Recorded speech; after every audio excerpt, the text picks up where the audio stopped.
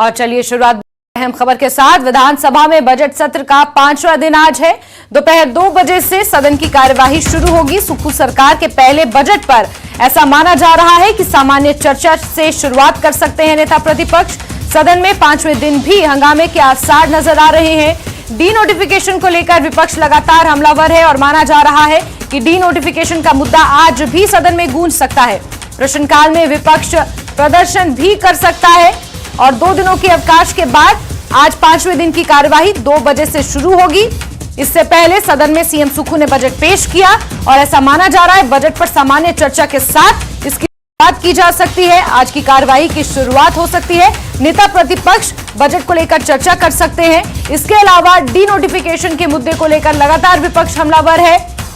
एक बार फिर से डी नोटिफिकेशन का मुद्दा सदन में गूंज सकता है। सीधे रुख करेंगे हमारे सहयोगी रणबीर का, ज्यादा जानकारियों के साथ इसी खबर पर जुड़े हुए हैं। रणबीर, आज 2 बजे से सदन की कार्यवाही शुरू होगी। सामान्य चर्चा हो सकती है बजट पर, डी नोटिफिकेशन का मुद्दा गूंज सकता है। क्या कुछ आज अहम रहने वाला है इस कार्यवाही में रणबीर? जी हाँ, देखिए अब तक की 4 बैठकों को अगर हम देखें और बजट वाले दिन की को छोड़ दें तो जो पूरा 3 दिन है उस दिन किस तरह से हंगामा विपक्ष का देखने को मिला। यहाँ तक कि चेन और ताले लेकर भी जो है प्रदर्शन विपक्ष ने किया है। तो कयास यही लगाए जा रहे हैं कि आज हो सकता है कि सदन की कार्यवाही शुरू होने से पहले विपक्षी एक बार फिर से प्रदर्शन कर सकते हैं विधानसभा में, और विधानसभा परिसर में प्रदर्शन जो है विपक्षी नेता कर सकते हैं। तो ये देखना होगा कि ये जब कार्रवाई शुरू होगी उसके बाद सत्र किस तरह से चलेगा। देखिए दोपहर 2 बजे जैसे कि परंपरा है, हर सोमवार जब भी विधानसभा का सत्र होता है दोपहर बाद बजे सदन की कार्रवाई शुरू होती है। प्रश्नकाल से ये कार्रवाई शुरू होगी और उसमें देखना होगा कि विपक्ष का रुख क्या रहने वाला है। जैसे आज से बजट पर सामान्य चर्चा शुरू होनी है। बजट पर पूरे 4 दिन 23 मार्च तक जो है चर्चा होनी है। तो जैसी परंपरा है चर्चा की शुरुआत नेता प्रतिपक्ष करते हैं, तो नेता प्रतिपक्ष जयराम ठाकुर चर्चा की शुरुआत आज से करेंगे। लेकिन ये देखना होगा कि आज जो सदन की कार्रवाई चलेगी वो किस तरह से रहने वाली है। क्या वो सुचारू रूप से चलेगी या फिर उसमें भी हंगामा देखने को मिलेगा। अगर प्रश्नकाल की बात करें तो प्रश्नकाल भी महत्वपूर्ण, जिसमें विपक्षी सदस्य हो चाहे सत्ता पक्ष के हो वो सरकार से सवाल पूछते हैं और उन सवालों में ही जो है सत्ता पक्ष को घेरा जाता है। तो वो भी देखने वाली अहम बात है। आज का दिन इसलिए महत्वपूर्ण है, ये देखना होगा कि कार्रवाई से पहले प्रदर्शन होता है या जब कार्रवाई शुरू होती है क्या वो उसमें विपक्ष की तरफ से हंगामा किया जाएगा। और जाहिर सी बात है जब बजट पर सामान्य चर्चा होती है उसमें विपक्ष जो है जरूर भाग लेता है, क्योंकि सामान्य चर्चा की शुरुआत नेता प्रतिपक्ष ही करते हैं और ये चर्चा इसलिए भी महत्वपूर्ण होती है। बिल्कुल रणबीर, बजट पर सामान्य चर्चा की शुरुआत नेता प्रतिपक्ष कर, लेकिन बजट पेश होने के बाद से रणबीर जिस तरीके से रिएक्शंस आ रहे हैं विपक्षी दलों के, और हिमाचल के कुछ नेता जो केंद्र में बैठे हैं उनकी तरफ से भी रिएक्शन आया है। सीएम सुक्खू के बजट को दिशाहीन करार दिया है और ये आरोप लगाया गया है कि भाजपा सरकार की जो नीतियां हैं, जो योजनाएं हैं, उनका सिर्फ नाम बदलकर इस बजट को पेश किया गया है। तो क्या हम माने कि ये जो सामान्य चर्चा है ये कहीं हंगामे का शिकार हो जाएगी और इसमें भी हंगामा देखने को मिलेगा? देखिए जिस तरह से विपक्ष के तेवर है उसमें और जिस तरह से जो विधायी कार्य होते हैं उनमें हिस्सा विपक्ष ने जरूर लिया है, लेकिन जिस तरह से रोष प्रकट होता वो लगातार विपक्ष जो है रोष प्रकट कर रहा है। तो ये यहाँ पर उम्मीद यहाँ पर यही की जा रही है कि विपक्ष की भी ये जिम्मेदारी रहती है कि जो महत्वपूर्ण चर्चाएं हैं और विधायी कार्य हैं, कुछ विधेयक पारित होने होते हैं, कुछ बिल पारित होने होते हैं, उसमें विपक्ष जो है मौजूद रहता है। तो आज उम्मीद यही की जा रही है। इससे पहले सामान्य चर्चा देखिए बजट पर इसलिए महत्वपूर्ण हो जाती है जैस्मिन, क्योंकि उसमें बहुत सारे सुझाव जो है विपक्ष की तरफ से दिए जाते हैं। सत्ता पक्ष की तरफ से भी कहीं किसी योजना में या किसी हेड में कोई पैसा कम होता है तो उसमें बजट बढ़ाने की बात भी कही जाती है। उसमें आम जनता जुड़े हुए बहुत सारे मसले होते हैं, खासकर बजट स्पेसिफिक। तो इसमें ये भूमिका विपक्ष की भी रहती है कि वो किसी तरह से राज्य सरकार पर दबाव डाले और जिस क्षेत्र में पैसा कम किया गया है, और यही मौका विपक्ष के पास भी रहता है कि जो पूर्व की सरकार के समय में अगर कोई योजना बंद की गई है या किसी योजना का नाम बदला गया तो उसमें एक मौका होता है जनता के सामने, सदन के भीतर विपक्ष भी पूरे तथ्यों के साथ, पूरे आंकड़ों के साथ अपनी बात रखता है और जहां जिस योजना में पैसा कम होता है उसको बढ़ाने की जो है बात की जाती है। और हर बार हमने ये देखा है कि चर्चा के बाद कुछ अगर सत्ता पक्ष चाहे तो वो जरूर कुछ जो है जोड़ा जाता है बजट में। और जब वित्तीय सत्र के अंत से पहले बजट सत्र शुरू होता है तो अनुपूरक बजट में उसमें उसको जोड़ दिया जाता है। जैस्मिन।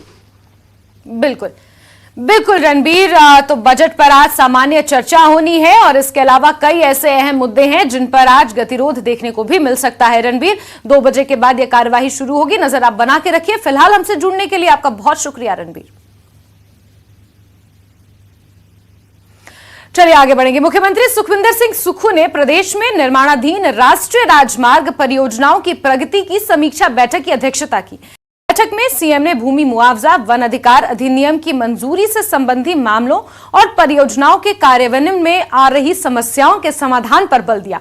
यहां मुख्यमंत्री ने राष्ट्रीय राजमार्ग परियोजनाओं के लिए 1 महीने के भीतर 804 करोड़ रुपए के भूमि मुआवजे का वितरण करने के लिए अधिकारियों के प्रयासों की सराहना भी की। उन्होंने 27 मार्च 2023 तक लगभग 750 करोड़ रुपए के शेष मुआवजे के मामलों की वितरण प्रक्रिया को पूरा करने पर विशेष बल दिया।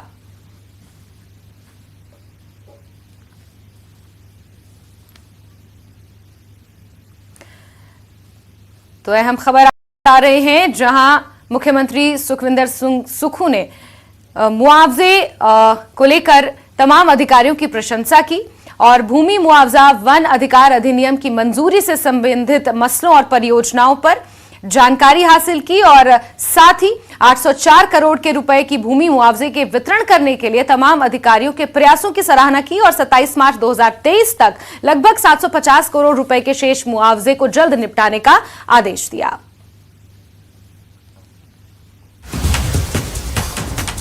और चलिए इसी बीच रुख करेंगे एक बड़ी खबर का। बद्दी से मिल रही है जहां एक सड़क हादसा पेश आया है। एक बस और बाइक में जोरदार टक्कर हुई है।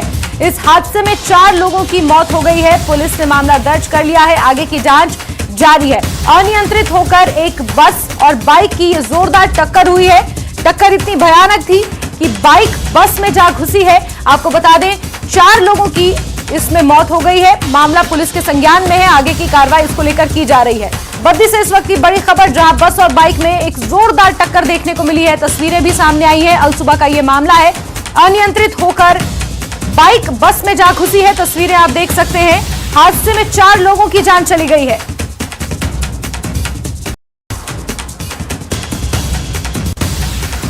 आगे बढ़ेंगे खबर नूरपुर से जहां सनौर बेली ब्रिज के नीचे एक शख्स की लाश बरामद हुई है। जहां जो जानकारी सामने आई है उसके मुताबिक ये लाश सब्जी बेचने वाले बलबीर सिंह की है और ये शख्स पिछले 2 दिनों से लापता था। पुलिस का मानना है कि इसकी मौत ब्रिज से गिरने से हुई है। इस मामले में पुलिस आगे की कार्रवाई कर रही है।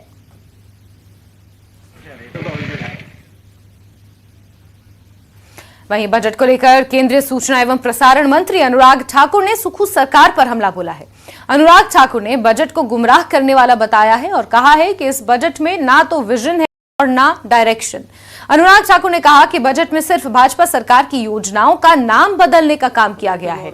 सुक्खू सरकार पर हमला बोलते हुए अनुराग ठाकुर ने कहा कि हिमाचल प्रदेश 2023-24 में 11,840 करोड़ का ऋण लेने की ओर बढ़ रहा है। इस ऋण के पैसे में से पुराना ऋण चुकाने और ब्याज पर हिमाचल प्रदेश का 11,067 करोड़ खर्च होगा और अगर लोन की गति इसी प्रकार से रही तो अगले साल तक हिमाचल प्रदेश पर 84,000 करोड़ से ज्यादा का ऋण होगा।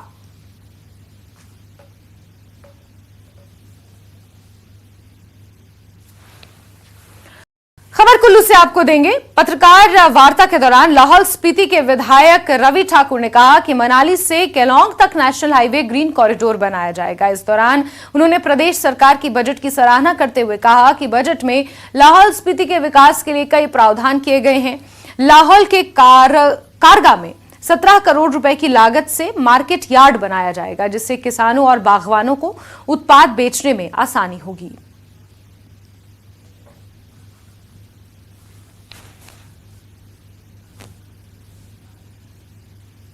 मेरा ये मानना है कि अनुसूचित जनजातीय इलाकों में बहुत ज़्यादा इजाफा और फायदे का बजट है ये।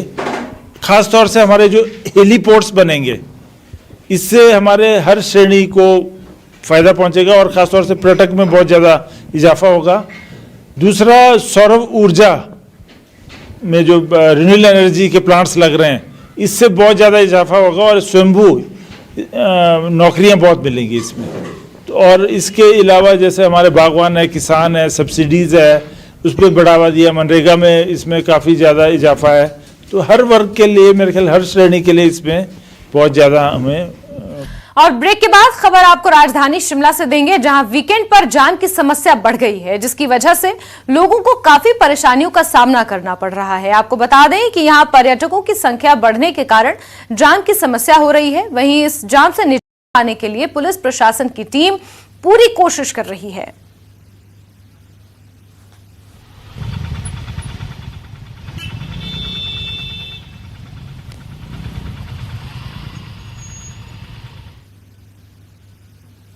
लाहौल घाटी में पिछले 3 दिनों से मौसम खराब चल रहा है। घाटी के ऊंचाई वाले इलाके बारालाचा, कुंजुमजोत, रोहतांग दर्रे पर बर्फबारी जोरदार हो रही है, जबकि घाटी के निचले इलाकों में हल्की बारिश के साथ बर्फ के फाहे गिर रहे हैं। लगातार मौसम खराब रहने से तापमान में जबरदस्त गिरावट दर्ज की जा रही है और कई जगह पर तापमान -8 डिग्री सेल्सियस तक पहुंच गया है। मौसम विज्ञान केंद्र ने 21 मार्च तक मौसम खराब रहने और बारिश बर्फबारी का अनुमान जताया है।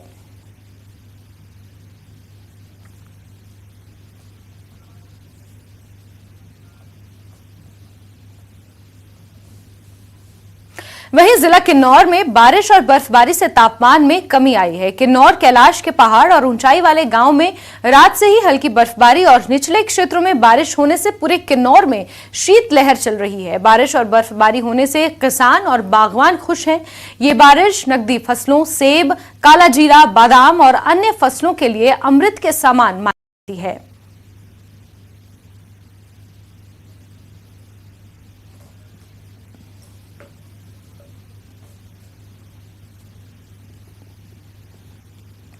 वहीं लाहौल स्पीति की 100% आबादी खेतीबाड़ी और बागवानी पर निर्भर है। हालांकि पिछले 2 दिन से हो रही बर्फबारी और बारिश अमृत के समान मानी जा रही है, लेकिन पिछले 2-3 सालों से बर्फबारी में कमी बड़ी चिंता का विषय बन गई है। यहां दर्जनों पंचायतों में सूखे जैसे हालात पैदा हो जाते हैं। इसमें सबसे ज्यादा प्रभावित इलाकों में मुरिंग पंचायत, तांदी पंचायत, गोहरमा पंचायत, जहलमा और वारपा पंचायत के गांव शामिल है। किसान और बागवानों का कहना है कि यदि यही स्थिति रही तो उन्हें अपने खेत खलियान को बिना बीज के ही छोड़ना पड़ सकता है। उन्होंने सरकार और प्रशासन से सिंचाई पानी को समय पर उपलब्ध कराने की गुहार भी लगाई है। आपको बता दें, लाहौल घाटी में दर्जनों सिंचाई कूहल के निर्माण में करोड़ों रुपए खर्च किए जाते हैं, लेकिन इन कूल्हों का लाभ किसानों को नहीं मिल पा रहा है।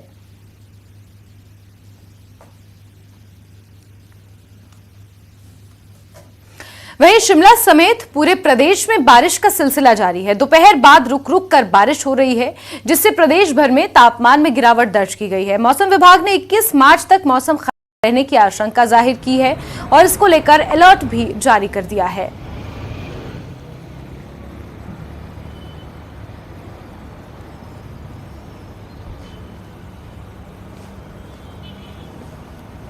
चलिए आगे बढ़ेंगे खबरों में। एचआरटीसी पेंशनर्स को समय पर पेंशन नहीं मिल रही है, जिस वजह से उनको जीवन यापन करना मुहाल हो गया है। हालांकि मुख्यमंत्री सुखविंदर सिंह सुक्खू एचआरटीसी परिवार से हैं, इसके बावजूद बजट में एचआरटीसी पेंशनर्स के बारे में कोई घोषणा नहीं की गई है।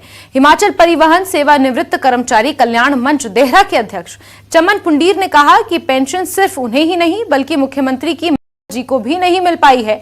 जो पेंशन 7 तारीख को मिलनी चाहिए वो आज दिन तक उनके खाते में नहीं आई है। इस बजट में एचआरटीसी पेंशनर्स के लिए कोई भी प्रावधान नहीं किया गया है। करीब 2700 सेवानिवृत्त कर्मचारियों को साल 2016 के बाद हुए नए वेतनमान का लाभ भी नहीं मिल पा रहा है।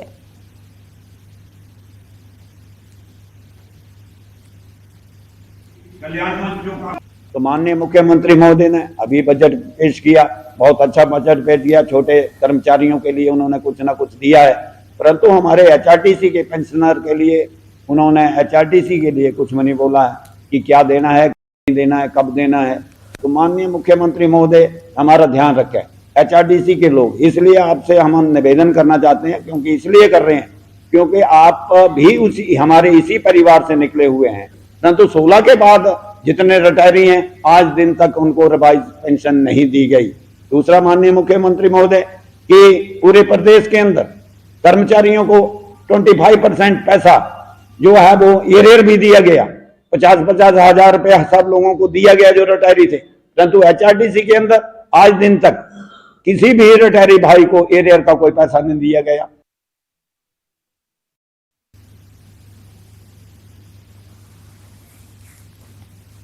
चलिए आगे बढ़ेंगे खबरों में। चंबा के चुराह विधानसभा क्षेत्र के सनवाल पंचायत के लोगों ने पंचायत में हो रहे घोटाले की शिकायत प्रशासन से की है। ग्रामीणों का कहना है कि पंचायत के जरिए मेला और खेल का जो मैदान बनाया गया है वो एक भवन की दूसरी मंजिल में लेंटर पर दर्शाया गया है। इस पर लाखों रुपए खर्च करने के बावजूद भी खेल का मैदान नहीं दिख रहा है। लोगों ने हैरानी जताई है कि भवन के ऊपर की मंजिल पर इस तरह से मैदान का होना एक अजूबे से कम नहीं है। जिला प्रशासन ने एक जांच कमेटी SDM तीसा की अगुवाई में बनाई है और पंचायत इंस्पेक्टर इस मामले की पूरी छानबीन कर रहे हैं। मेला ग्राउंड नहीं है जी, है लेटर पड़ा है, मेला ग्राउंड हो रहा है मिट्टी में। यहीं में लेटर पड़ा है, देखो सरिया है लगा है, यहीं में छत की ऊंचाई कितनी है, यहीं में बच्चे आएंगे तो मर जाएंगे, कितनी छत की ऊंचाई है। यहीं में कोई मेला ग्राउंड देखा नहीं, मेला ग्राउंड तो पड़े लोकल ये मिट्टी के मकान पड़े है, एम भी मेला ग्राउंड चल रहा है, यहीं में कोई कभी देखा नहीं है। 15 साल बॉर्डर में पंचबिरिया है और 15 साल में बॉर्डर पंचबिरिया, इस पर जांच होनी चाहिए। हमारे सरकार से ये गुजारिश है कि यहीं में जल्दी जल्दी जांच हुए, हमारे को न्याय मिलना चाहिए। कोई यहाँ बोलते हैं कि ये खेल ग्राउंड है, ये खेल ग्राउंड हमारे बच्चे तो सामने जो मकान दिखाई दे रहा है वो जहाँ पर वो लड़का भी जा रहा है, यहाँ पर बच्चे भी खेलते हैं और यहाँ पर सर मतलब मेला भी होता है। यहाँ पर तो पानी लगा है, यहाँ पर तो सरिया लगा है, तो यहाँ के लिए बोलते हैं कि मतलब ये खेल ग्राउंड है। ये तो हमने कितना 8वां आजीवा देखा कि ये ऐसा आज तक हमने देखा ही नहीं रहा। जिसकी जांच होनी चाहिए, कोई नहीं सुनता है, कोई जांच नहीं करता। जो आते हैं तो ऐसे ही बिल पास करके जाते हैं, खा जाते हैं। पता नहीं वो शासन वाले खाते हैं कि पंचायत वाले खाते हैं, वो ऊपर वाला जाने, ये सरकार जाने क्या हो रहा है। देखिए, इस विषय पर भी वार्ड सनवाल से हमारे पास शिकायत आई है, उसकी जांच जो है वो मेरे पास ही है।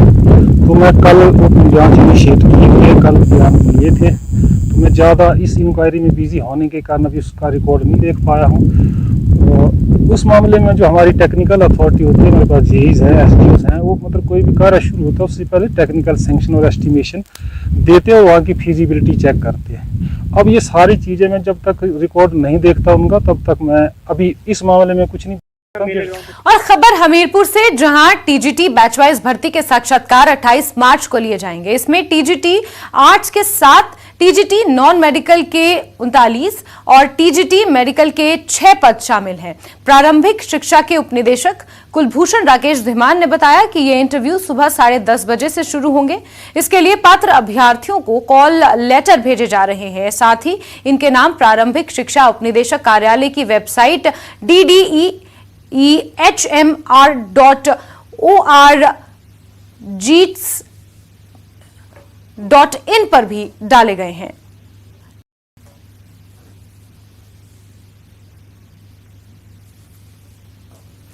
और इसी के साथ नमस्ते हिमाचल में अभी के लिए बस इतना ही, लेकिन हिमाचल प्रदेश की तमाम अहम खबरों को जानने के लिए आप जुड़े रहिए News 18 JKLH के साथ। नमस्कार।